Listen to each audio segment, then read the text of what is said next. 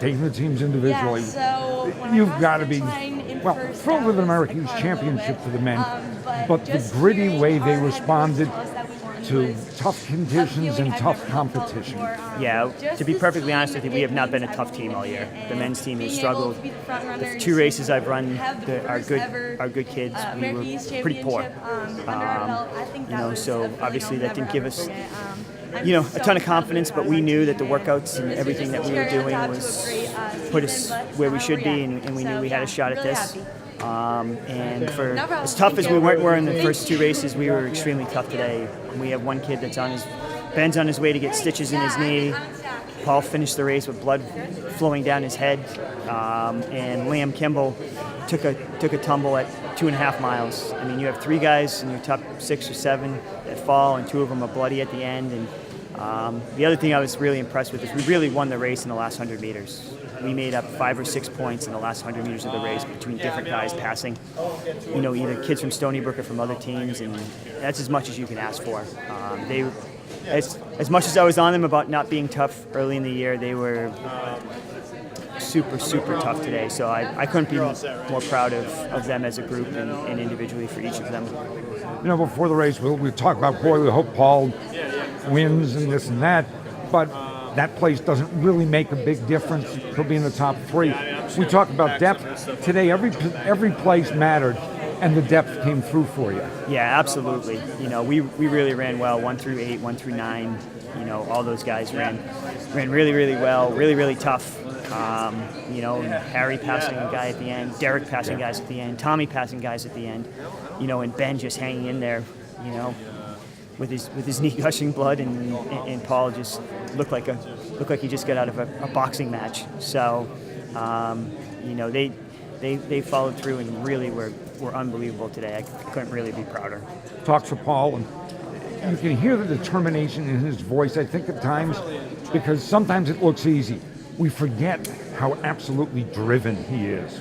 Yeah, when I found out from, Mike Rutt was driving the lead vehicle, and he said Paul fell and Ben fell, and I'm like, oh boy, here we go.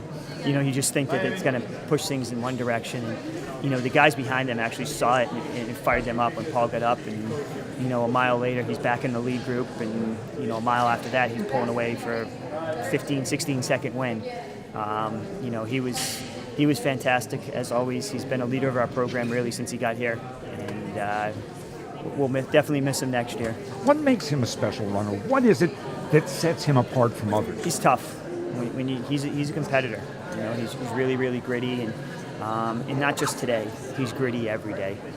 He's the last one at practice every day. He's stretching and foam rolling and doing core and doing his weight room routine and doing his mileage he's supposed to. So it was great.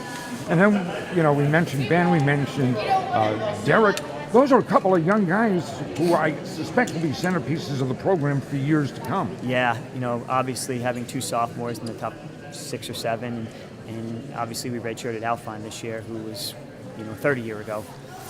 So it's great to win this year, but I think we're still set up to do really well down the road, which is also a nice part of this.